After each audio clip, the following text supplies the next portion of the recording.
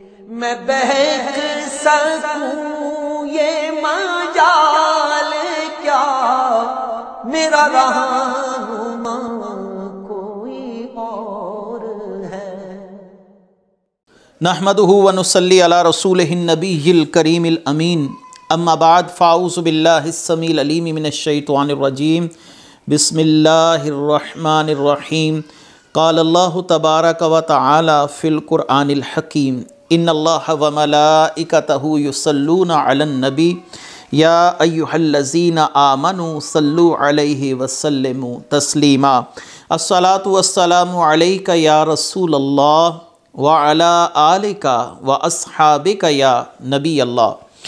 اللہ تعالیٰ کی بے حد و حساب حمد و ثنا، نبی کریم جان دو عالم وجہ تخلیق کائنات حضرت محمد مصطفیٰ صلی اللہ علیہ وسلم اور آپ کے جمیع آل و اصحاب کی بارگاہ ناز میں درود و سلام کے نذرانوں کے بعد انتہائی عزت اور احترام کے لائق میرے دینی اور یقینی دوستوں، بزرگ اور بھائیوں، بحمدہ تعالیٰ آج قرآن کریم فرقان حمید کی تفسیر کے حوالے سے ہم اگلے رکوع کے ساتھ حاضر خدمت ہیں، اور آج انشاءاللہ العزیز 11ویں پارے کے 14ویں رکوع کی تفسیر، اور اس کے ساتھ ساتھ یہ سورہ یونس کا 9واں رکوع ہوگا جس کی تفسیر آج بیان کی جائے گی۔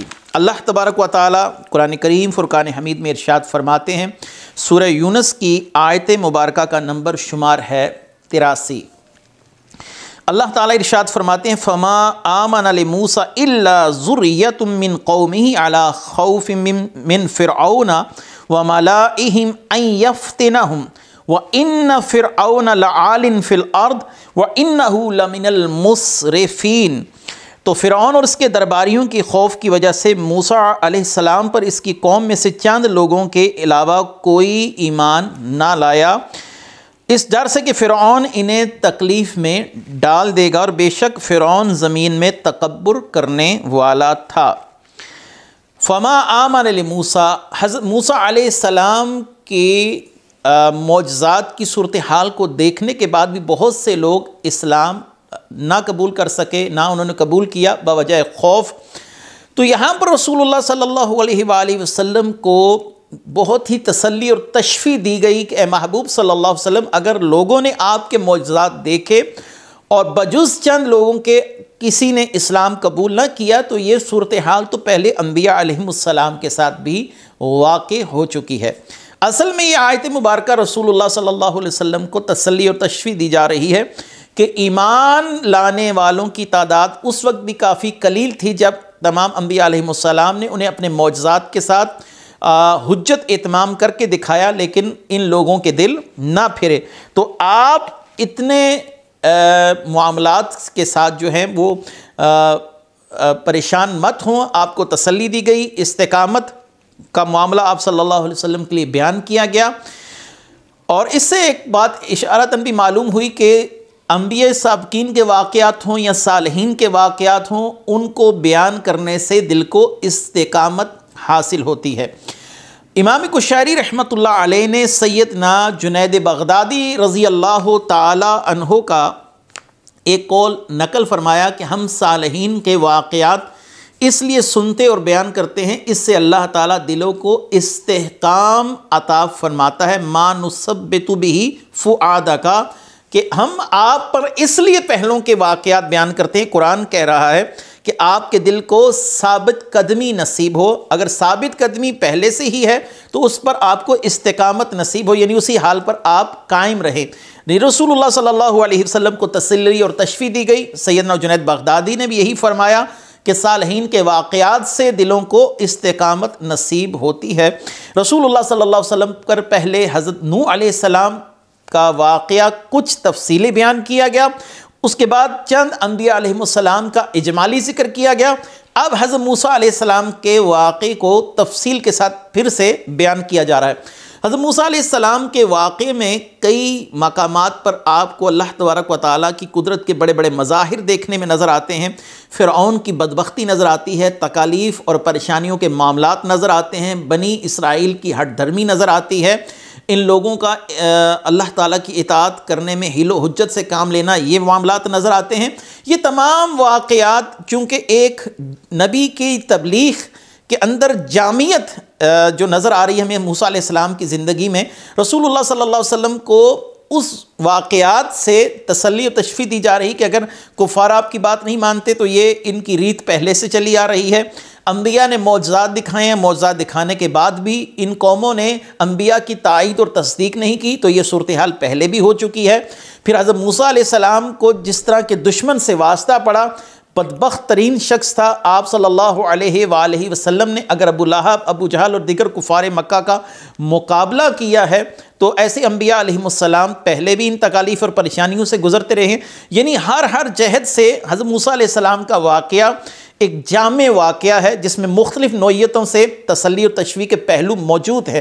تو رسول اللہ صلی اللہ علیہ وآلہ وسلم کو اسی لیے حضرت موسیٰ علیہ السلام کے حوالے سے متعدد مقامات پر اس واقعے کو بیان کیا گیا۔ قرآن میں حضرت موسیٰ علیہ السلام وہ نبی ہیں جن کا تذکرہ سب سے زیادہ جو ہے وہ قرآن میں بیان کیا گیا۔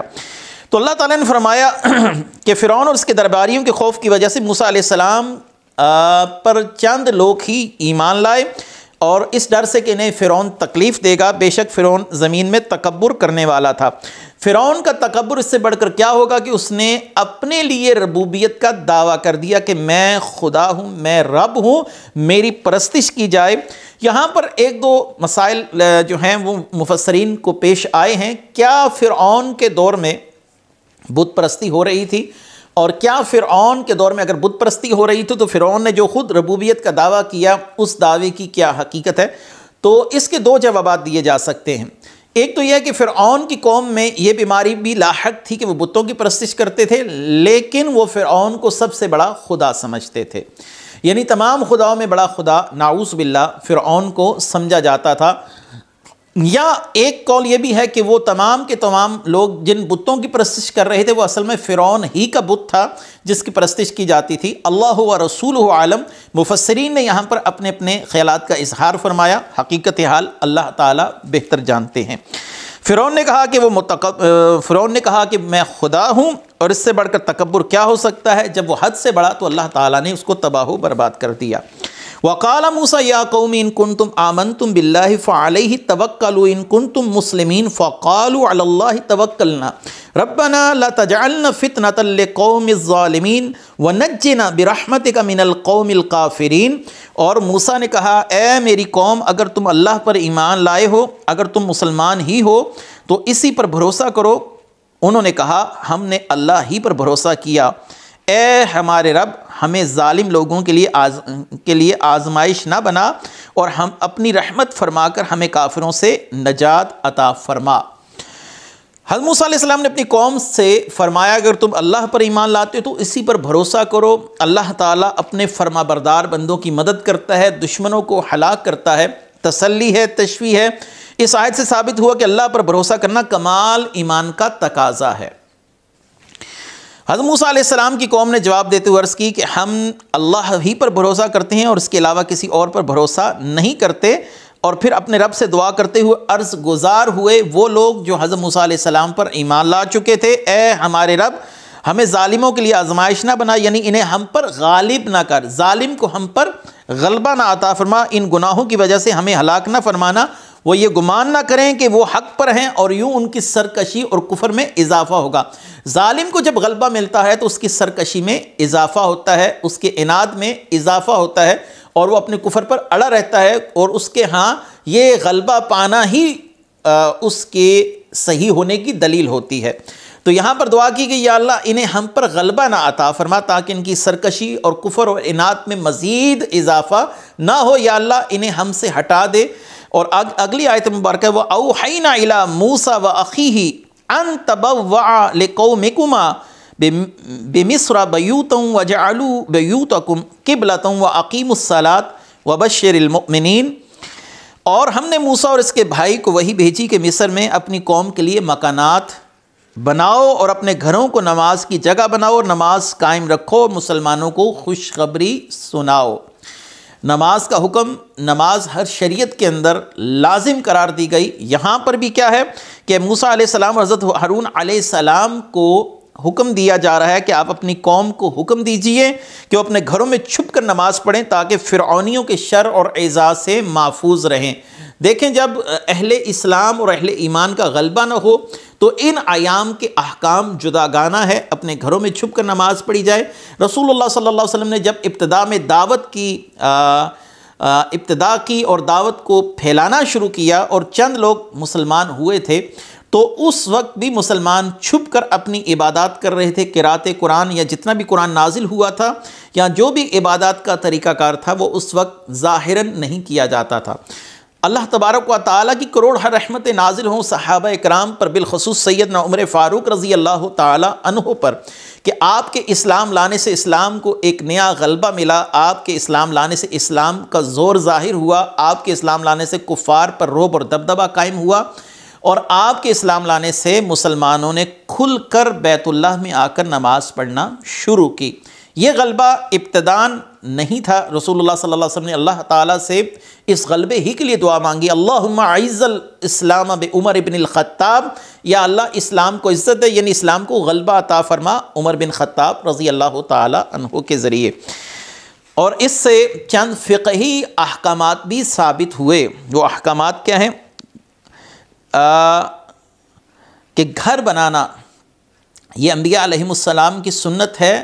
اگر اپنی چھت اس لیے بنائی گئی کہ ہم اپنی ضروریاتی زندگی پوری کر سکیں، اپنے سر کو ڈھانپ سکیں، تو اس نیت سے گھر بنانا یقیناً انبیاء کی سنت ہے۔ ہاں، اگر کسی نے ریاکاری کے لیے گھر بنایا، لوگوں کو دکھانے کے لیے اور تفخر کے لیے گھر بنایا، تو یہ گھر بنانا اس کے لیے وبال ہوگا۔ دوسرا، رہنے سہنے کے گھروں میں گھریلو مسجد بنانا، جسے مسجد بیت کہا جاتا ہے، یہ ایک قدیم طریقہ ہے، لہٰذا یہ ہونا چاہیے کہ مسلمان اپنے گھر کا کوئی حصہ نماز کے لیے پاک صاف رکھیں، اور اس میں عورت اعتکاف کر سکتی ہے، گھر کے اندر ایسی جگہ ہونی چاہیے۔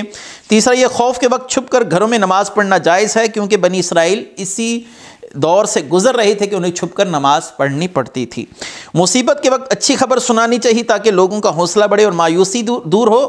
آگے اللہ تعالیٰ نے فرمایا وَبَشِّرِ الْمُؤْمِنِينَ، اے موسیٰ علیہ السلام مومنین کو خوشخبری سنا دیجئے۔ یہ خوشخبری کس چیز کی ہے؟ کہ اللہ تعالیٰ فرعون کا غلبہ ختم فرمائے گا۔ حضرت موسیٰ علیہ السلام کے دین میں بھی نماز فرض تھی۔ اب یہاں پر یہ کہ مسلمانوں کے لیے جب ایسے احکام آئے تو ساتھ زکوٰۃ کا ذکر بھی آتا ہے ہمارے لیے۔ حضرت موسیٰ علیہ السلام کی اس قوم کے لیے زکوٰۃ کا یہاں پر حکم موجود نہیں، تو کیا ان پر زکوٰۃ لازم نہ تھی؟ تو اس کا جواب یہ ہے کہ کیونکہ بنی اسرائیل کی مالی حالت بہت زیادہ خراب تھی، اس لیے ان پر زکوٰۃ کا حکم لاگو نہیں کیا گیا۔ اور جب ان کے پاس مال آ گیا تو انہیں اپنے مال کا چوتھائی حصہ، یعنی چوتھا حصہ جو ہے وہ زکوٰۃ نکالنا ان پر فرض ہو گئی تھی۔ اگلی آیت مبارکہ وَقَالَ مُوسَى رَبَّنَا إِنَّكَ آتَيْتَ فِرْعَوْنَ وَمَلَأَهُ زِينَةً وَأَمْوَالًا فِي الْحَيَاةِ الدُّنْيَا رَبَّنَا لِيُضِلُّوا عَنْ سَبِيلِكَ رَبَّنَا اطْمِسْ عَلَىٰ أَمْوَالِهِمْ وَاشْدُدْ عَلَىٰ قُلُوبِهِمْ فَلَا يُؤْمِنُوا حَتَّىٰ يَرَوُا الْعَذَابَ الْعَلِيمَ۔ اور موسیٰ نے عرض کی، اے ہمارے رب، تو نے فرعون اور اس کے سرداروں کو دنیا کی زندگی میں آرائش اور مال دیا، اے ہمارے رب، تاکہ وہ تیرے راستے سے بھٹکا دیں۔ اے ہمارے رب، ان کے مال برباد کر دے، ان کے دلوں کو سخت کر دے تاکہ وہ ایمان نہ لائیں جب تک دردناک عذاب نہ دیکھ لیں۔ حضرت موسیٰ علیہ السلام کے عظیم معجزات دکھانے کے باوجود فرعونی اپنے کفر و عناد پر قائم تھے۔ حضرت موسیٰ علیہ السلام نے دعائے ضرر فرمائی، اے ہمارے رب، تو نے فرعون اس کے سرداروں کو دنیا کی زندگی میں آرائش، عمدہ لباس، قیمتی زیور اور طرح طرح کے سامان حرب عطا فرمائے ہیں، جس کا نتیجہ یہ ہوا کہ وہ مال و دولت کے ذریعے تیرے بندوں کو بہکا رہے ہیں، بھٹکا رہے ہیں، اور اے ہمارے رب ان کے مال برباد کر دے، کیونکہ وہ تیری نعمتوں پر بجائے شکر کے جری ہو کر معصیت میں مشغول ہیں۔ جیسے آج کے مسلمان کا یہ حال ہے، مال جتنا زیادہ ہوا اتنا ہی غافل ہو گیا، نمازوں سے گیا، بلکہ عید کی نمازیں بھی گئیں، جمعے کے اجتماعات میں جانا بھی گیا۔ تمام صورتحال اب ویسے ہی بن چکی ہے جیسے اس وقت کے غافل لوگوں پر تھی کہ تیری نعمتوں پر بجائے شکر کے جری ہو کر معصیت کرتے ہیں۔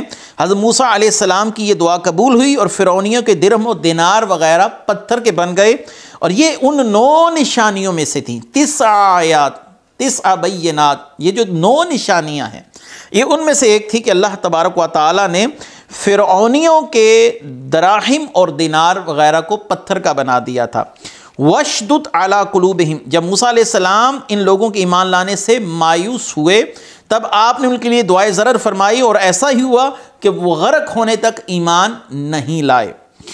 یاد رکھیے کہ مال عام طور پر غفلت کا سبب بنتا ہے۔ بہت سے صحابہ کرام رسول اللہ صلی اللہ علیہ وآلہ وسلم سے مال کی فراوانی کی دعا کا کہتے تھے، تو آپ بہت سے صحابہ کے لیے یہ دعا نہیں کرتے تھے، کیونکہ آپ نگاہ نبوت سے دیکھ لیتے تھے کہ مال کی فراوانی اس شخص کے لیے غفلت کا سامان ہوگا۔ تو ایسا شخص جو مال کی زیادتی کے ساتھ غفلت کے اندر جا پڑے، اس شخص کا حساب کتاب بھی قیامت کے دن انتہائی شدت اور سختی کے ساتھ لیا جائے گا۔ اللہ تعالیٰ نے مال کی زیادتی اور مال کی کثرت کو غفلت کا ایک اہم سبب قرار دیا۔ اللہ نے فرمایا الحاکم التکاثر حتی زرتم المقابر، زیادہ مال جمع کرنے کی طلب نے تمہیں غافل کر دیا یہاں تک کہ تم نے قبروں کا منہ دیکھ لیا۔ اور ایک جگہ پر اللہ تعالیٰ نے قرآن میں ارشاد فرمایا سورہ انفال آیت نمبر 28 میں وَاعْلَمُوا أَنَّمَا أَمْوَالُكُمْ وَأَوْلَادُكُمْ فِتْنَةٌ وَأَنَّ اللَّهَ عِندَهُ أَجْرٌ عَظِيمٌ، اور جان لو تمہارے مال اور تمہاری اولاد ایک امتحان ہے، ایک فتنہ ہے کہ یہ اللہ کے پاس، اور یہ کہ اللہ کے پاس بڑا ثواب ہے۔ دوسری بات یہ ہے کہ دل کی سختی بڑا عذاب ہے۔ دل کی سختی کا مطلب ہے کہ کسی کے شخص کے دل پر نصیحت اثر نہ کرے۔ وَشْتُدْ عَلَىٰ قُلُوبِهِمْ، ان کے دل سخت فرما دے۔ دل سخت ہو گئے، اب نصیحت کسی کے اثر نہیں کرے گی۔ اور ایسے سخت جو دل ہیں، رسول اللہ صلی اللہ علیہ وسلم سے جب دل کی سختی کے متعلق سوال کیا گیا کہ دل کی سختی کا کیا علاج ہے، جب دل سخت ہو جائے تو نصیحت قبول نہ کرے، اچھی بات اچھی نہ لگے اور بری بات بری نہ لگے، انسان کے اندر اچھائی اور برائی کی تمیز ختم ہو جائے، یہ دل کی سختی کی کساوت کی علامات میں سے ہیں۔ تو اس کا حال یہ ہے کہ رسول اللہ صلی اللہ علیہ وسلم نے فرمایا اللہ کے ذکر کے سوا زیادہ گفتگو نہ کرو، کیونکہ اللہ کے ذکر کے بغیر زیادہ کلام کرنا دل کی سختی کا سبب ہے، اور سخت دل آدمی اللہ تعالیٰ سے بہت دور ہو جاتا ہے۔ اگلی آیت مبارکہ قال قد اجیبت دعوتکما فاستقیما ولا تتبعانی سبیل الذین لا یعلمون۔ اللہ تعالیٰ نے فرمایا کہ اللہ نے تم دونوں کی دعا قبول فرمائی، یعنی حضرت ہارون اور حضرت موسیٰ کی، بس تم ثابت قدم رہو اور نادانوں کے راستے پر نہ چلنا۔ قال قد اجیبت دعوتکما، اب دعا تو حضرت موسیٰ علیہ السلام نے فرمائی تھی، یا اللہ ان کے مال دولت سب تباہ و برباد کر دے، ان کے دل سخت کر دے۔ یہاں پر اللہ نے فرمایا اجیبت دعوتکما، اللہ نے تم دونوں کی دعا قبول کی۔ پیچھے دعا تو حضرت موسیٰ علیہ السلام کی ہے، لیکن یہاں پر جو دعوتکما کا لفظ استعمال کیا گیا، یہاں پر مراد دو اشخاص ہیں، یہ صیغہ تثنیہ ہے۔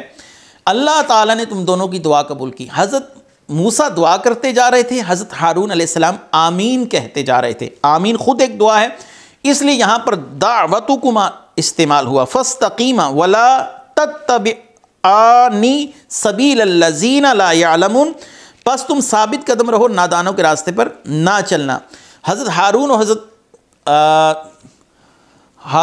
موسیٰ علیہ السلام کی دعاؤں کا ذکر ہے، اور حضرت ہارون کی آمین کو بھی دعا کہا گیا۔ بخاری شریف میں بھی ہے کہ تابعی فرماتے ہیں عطاء الخراسانی کی آمین ایک دعا ہے۔ تو آمین دعا ہے، اور دعا کا اخفا یہ زیادہ بہتر ہے، دعا کو آہستہ کرنا یہ زیادہ بہتر ہے۔ اس لیے احناف جو ہیں وہ آمین آہستہ کہتے ہیں، جب امام ولضالین کہتا ہے تو آمین آہستہ کہی جاتی ہے، کیونکہ احناف کے ہاں دعا کو آہستہ کہنا اخفا یہ زیادہ بہتر ہے، یہ جہر کی نسبت زیادہ فضیلت رکھتا ہے۔ اور حضرت موسیٰ علیہ السلام کی دعا قبول ہوئی۔ یہاں پر ایک اہم مسئلہ ہے جو ہمارے سامعین کو سمجھنا چاہیے۔ اجیبت دعوتکما، اجیبت دعوتکما، تم دونوں کی دعا قبول ہوئی۔ اللہ تعالیٰ نے یہاں پر دعوت کی اجابت کا ذکر بھی فرما دیا۔ حضرت موسیٰ علیہ السلام اور حضرت ہارون علیہ السلام کو خبر دے دی گئی کہ تم دونوں کی دعا قبول ہوئی۔ لیکن یہاں پر اہم مسئلہ یہ ہے کہ اس دعا کی قبولیت کے آثار 40 سال کے بعد ظاہر ہوئے۔ انبیاء علیہ السلام ہیں اور اولو العزم رسول ہیں سیدنا موسیٰ علیہ السلام، بلکہ حضرت ابراہیم علیہ السلام رسول اللہ صلی اللہ علیہ وسلم کے لیے دعا کر رہے ہیں، ربنا وابعث فیہم رسولا، یا اللہ ان میں ایک رسول بھیج دے۔ حضرت ابراہیم علیہ السلام کی دعا بھی پوری ہوئی، لیکن اس دعا کی قبولیت اور حضرت ابراہیم علیہ السلام کے دور میں 2500 سال کا فاصلہ ہے۔ تو دعا کا قبول ہونا ایک جدا امر ہے، اور اس دعا کا اپنے مقام پر ظاہر ہونا، اس کا اثر ظاہر ہونا، یہ ایک الگ بات ہے۔ ہمارے ہاں لوگوں کو جب وظائف وغیرہ تلقین کیے جاتے ہیں، یا کوئی مسنون دعائیں کہیں بتائی جاتی ہیں، یا قرآن کی کسی آیت مبارکہ سے اس کو تسلی اور تشفیع دی جاتی ہے کہ آپ یہ پڑھیں انشاءاللہ اس سے آپ کے مسائل حل ہوں گے، ہمارے ہاں لوگوں میں صبر ہوتا ہی نہیں۔ 7 سے 10 دن کے بعد، 20 دن کے بعد، 50 دن کے بعد، 30 دن کے بعد، 21 دن کے بعد شور شرابہ ہے کہ آپ نے پڑھائی دی تھی تو اب وہ اس کا اثر ظاہر ہو نہیں رہا، تو اب کیا کیا جائے؟ تو یہاں پر آپ کو یہ مسئلہ سمجھ لینا چاہیے کہ حضرت ابراہیم کی دعا بھی قبول ہوئی، لیکن 2500 سال کے بعد اس کا اثر ظاہر ہوا۔ تو یہاں پر حضرت ہارون اور حضرت موسیٰ علیہ السلام کی جو دعا کا معاملہ ہے وہ بھی 40 سال کے بعد جا کر ظاہر ہوا، اور اللہ تعالیٰ نے اس کو غرق فرما دیا۔ رسول اللہ صلی اللہ علیہ وسلم کی ایک حدیث مبارکہ اس حوالے سے ہماری بڑی خوبصورت احسن انداز سے رہنمائی کرتی ہے۔ صحیح مسلم کی حدیث ہے کہ رسول اللہ صلی اللہ علیہ وسلم نے ارشاد فرمایا کہ بندے کی دعا قبول ہوتی رہتی ہے جب تک وہ گناہ یا قطع رحمی کی دعا نہ کرے، اور جب تک جلد بازی سے کام نہ لے۔ تو صحابہ نے کہا یا رسول اللہ جلد بازی کیا ہے؟ تو آپ نے ارشاد فرمایا کہ وہ یہ کہے کہ میں نے دعا مانگی تھی مگر میری دعا قبول نہ ہوئی، مجھے امید نہیں کہ قبول ہو، لہٰذا اس پر دل تنگ کر کر دعا مانگنا چھوڑ دے۔ یہ صحیح مسلم کی روایت ہے، حدیث کا نمبر شمار ہے 2735۔ یعنی رسول اللہ صلی اللہ علیہ وسلم نے فرمایا جب وہ دعا مانگنا چھوڑ دیتا ہے تو یہ جلد بازی سے کام لیتا ہے، پھر اس کی دعا کی قبولیت والا معاملہ نہیں ہو سکتا۔ ہاں مانگتا رہے، اللہ تبارک و تعالیٰ اس کو ایک نہ ایک وقت ضرور اس چیز کے حوالے سے اس کی دعا کو قبول فرمائے گا، یا اس سے بہتر اور احسن جو چیز ہے اس کو عطا فرما دی جائے گی۔ وَجَاوَزْنَا بِبَنِي إِسْرَائِيلَ الْبَحْرَ فَاتَّبَعَهُمْ فِرْعَوْنُ وَجُنُودُهُ بَغْيًا وَعَدْوًا حَتَّى إِذَا أَدْرَكَهُ الْغَرَقُ قَالَ آمَنْتُ أَنَّهُ لَا إِلَهَ إِلَّا الَّذِي آمَنَتْ بِهِ بَنُو إِسْرَائِيلَ وَأَنَا مِنَ الْمُسْلِمِينَ۔ اور ہم نے بنی اسرائیل کو دریا عبور کروا دیا تو فرعون اور اس کے لشکر نے سرکشی اور ظلم سے ان کا پیچھا کیا، یہاں تک کہ جب اسے غرق ہونے نے آ لیا، یعنی غرق ہونے لگا، تو کہنے لگا میں اس بات پر ایمان لایا کہ اس کے سوا کوئی معبود نہیں جس پر بنی اسرائیل ایمان لائے ہیں، اور میں مسلمان ہوں۔ حضرت موسیٰ علیہ السلام نے عصا مارا تو دریا میں راستہ بن گیا، اور اللہ تعالیٰ نے سورج کی حدت اور گرمی سے جو اس کی زمین تھی، کیچڑ سے بھرپور زمین، کیونکہ وہاں سے دریا گزر رہا تھا تو نچلی زمین تو کیچڑ والی ہی زمین ہو سکتی تھی، اللہ تعالیٰ نے حضرت موسیٰ علیہ السلام کی قوم پر ایک بڑا کرم یہ کیا کہ اس زمین کو سکھا دیا، یہ قوم بڑی آسانی سے وہاں سے گزر گئی۔ بعض مفسرین نے کہا کہ 12 راستے بنے تھے 12 قبائل کے لیے۔ بہرحال اس بات کا انکار تو نہیں کہ دریا کو اللہ تعالیٰ نے پھاڑ کر راستہ بنا دیا تھا، اب یہ 12 راستے تھے یا ایک راستہ اتنا وسیع تھا کہ وہ یہ تمام کے تمام لوگ وہاں سے بآسانی گزر گئے۔ حضرت موسیٰ علیہ السلام جب وہاں سے گزرے تو فرعون اور اس کا لشکر بھی اس دریا میں داخل ہو گئے، اور اللہ تعالیٰ نے دریا کو ملا دیا۔ اب فرعون اس وقت پکارا کہ میں ایمان لایا اس پر، یعنی اللہ تعالیٰ کی ذات پر جس پر بنی اسرائیل ایمان لائے۔ نبی کریم صلی اللہ علیہ وآلہ وسلم کی ایک حدیث مبارکہ جس کو سیدنا ابن عباس رضی اللہ تعالیٰ عنہ نے روایت کیا، یاد رکھیے یہاں پر فرعون کا ایمان لانا اس کو نفع نہ پہنچا سکا۔ اس کی وجہ کیا ہے؟ اللہ تبارک و تعالیٰ اس سارے معاملے کو سورہ مومن آیت نمبر 84 اور 85 میں بیان فرماتے ہیں۔ فَلَمَّا رَأَوْا بَأْسَنَا قَالُوا آمَنَّا بِاللَّهِ وَحْدَهُ وَكَفَرْنَا بِمَا كُنَّا بِهِ مُشْرِكِينَ فَلَمْ يَكُ يَنْفَعُهُمْ إِيمَانُهُمْ لَمَّا رَأَوْا بَأْسَنَا سُنَّةَ اللَّهِ الَّتِي قَدْ خَلَتْ فِي عِبَادِهِ وَخَسِرَ هُنَالِكَ الْكَافِرُونَ۔ پھر جب انہوں نے ہمارا عذاب دیکھ لیا، ہم اللہ پر ایمان لے آئے جو واحد ہے، اور ہم نے ان کا انکار کیا جن کو ہم اس کا شریک ٹھہراتے تھے، پس ان کے ایمان لانے ان کو کوئی فائدہ نہ پہنچایا۔ جب انہوں نے ہمارے عذاب کو دیکھ لی، یہ اللہ کا وہ دستور ہے جو اس سے پہلے اس کے بندوں میں گزر چکا، وہاں کافروں نے سخت نقصان اٹھایا۔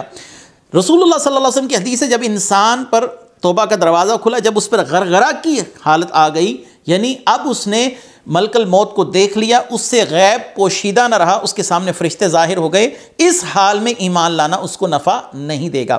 فرعون کی یہ حالت بھی غرغرہ کی حالت ہے، اس لیے اس کو اس کے ایمان لانے نے نفع نہ دیا، اور اللہ تعالیٰ نے اس کو عبرت کا نشان بنا دیا۔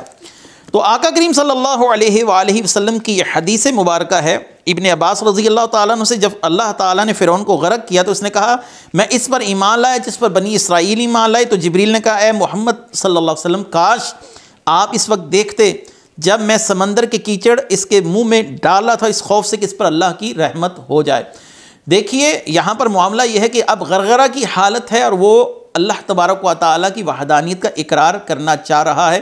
اب جب لا الہ الا اللہ جس نے کہا، اور جس کا آخری کلام رسول اللہ صلی اللہ علیہ وسلم نے فرمایا، جس نے آخر میں کہا لا الہ الا اللہ، جس کا آخری کلام مرتے وقت لا الہ الا اللہ ہوا، تو وہ جنت میں داخل ہوگا، کیونکہ یہ مشیت الہی نہیں تھی، اللہ کا ارادہ نہ تھا، اور اس پر بدبختی غالب آ چکی تھی، اور حضرت موسیٰ علیہ السلام اس کے لیے دعائے ضرر فرما چکے تھے، یا اللہ ان کے دل سخت فرما دے اور یہ اس وقت تک ایمان نہ لائیں جب تک تیرا عذاب نہ دیکھ لیں۔ تو اب یہ حالت غرغرہ آ گئی فرعون کے لیے، تو اللہ تبارک و تعالیٰ نے اسے یہ پاک کلمہ لا الہ الا اللہ کہنے سے روک دیا۔ جبریل علیہ السلام نے یہ کام ظاہری سی بات اپنی مرضی سے تو نہیں کیا، فرشتے تو وہی کرتے ہیں جو اللہ کی طرف سے انہیں حکم دیا جاتا ہے۔ اللہ تبارک و تعالیٰ نے آگے کیا فرمایا، الآن وقد عصیت قبل وکنت من المفسدین، اس سے کہا گیا کہ اب ایمان لاتے ہو حالانکہ اس سے پہلے تم نافرمان اور فسادی تھا۔ حضرت جبریل علیہ السلام کی ایک حکایت ہے کہ وہ فرعون کے پاس ایک بشری صورت میں ظاہر ہوئے اور فرمایا کہ اے بادشاہ اس شخص کے لیے کیا حکم ہے جس نے ایک شخص کے مال و نعمت میں پرورش پائی، پھر اس کی ناشکری کی اور اس کے حق کا منکر ہو گیا۔ تو فرعون نے کہا ایسا غلام جو اپنے آقا کی نعمتوں کا انکار کرے، اس کے مقابلے پر آئے تو اس کو سزا یہ دی جائے کہ اس کو ڈبو کے مار دیا جائے۔ تو یہ جو فرعون نے بات کہی تھی تو حضرت جبریل علیہ السلام نے وہ بات تحریر فرما لی تھی۔ جب فرعون ڈوبنے لگا تو جبریل علیہ السلام نے اس کا وہی فتویٰ، وہی تحریر اس کو دکھائی، اور اس نے پہچان لی کہ جو میں نے سزا تجویز کی تھی ایسے شخص کو ڈبو دینا چاہیے، میرے ساتھ بھی آج وہی معاملہ ہو رہا ہے، کیونکہ میں نے اللہ تبارک و تعالیٰ کی ساری زندگی نافرمانی کی۔ فَالْيَوْمَ نُنَجِّيكَ بِبَدَنِكَ لِتَكُونَ لِمَنْ خَلْفَكَ آیَةً وَإِنَّ كَثِيرًا مِّنَ النَّاسِ عَنْ آیَاتِنَا لَغَافِلُونَ، آج ہم تیری لاش کو بچا لیں گے تاکہ تو اپنے بعد والوں کے لیے نشانی بن جائے، اور بے شک ہماری نشانیوں سے بہت سے لوگ، بے شک لوگ ہماری نشانیوں سے ضرور غافل ہیں۔ تو اللہ تعالیٰ نے اس کی لاش کو ایک عبرت کا نشان بنا دیا۔ ابھی بھی مصر کے عجائب گھر میں اس کی لاش موجود ہے، اور جو محققین ہیں وہ اس کی لاش پر تجزیات کر کے اس نتیجے پر پہنچے ہیں کہ اللہ تبارک و تعالیٰ نے اپنا وعدہ پورا فرمایا اور اس کو نشان عبرت بنا دیا تاکہ بعد میں آنے والے اس کو دیکھ کر عبرت حاصل کریں۔ اللہ تعالیٰ ایسے لوگوں کے عقائد و نظریات سے بھی ہمیں بچنے کی توفیق عطا فرمائے جنہوں نے اللہ تعالیٰ کے ساتھ ضد والا معاملہ کیا۔ اللہ تعالیٰ اپنے محبوب کی غلامی میں ہم سب کو موت نصیب فرمائے۔ وآخر دعوانا ان الحمد للہ رب العالمین۔ میں بہک سکوں یہ مجال کیا میرا رہا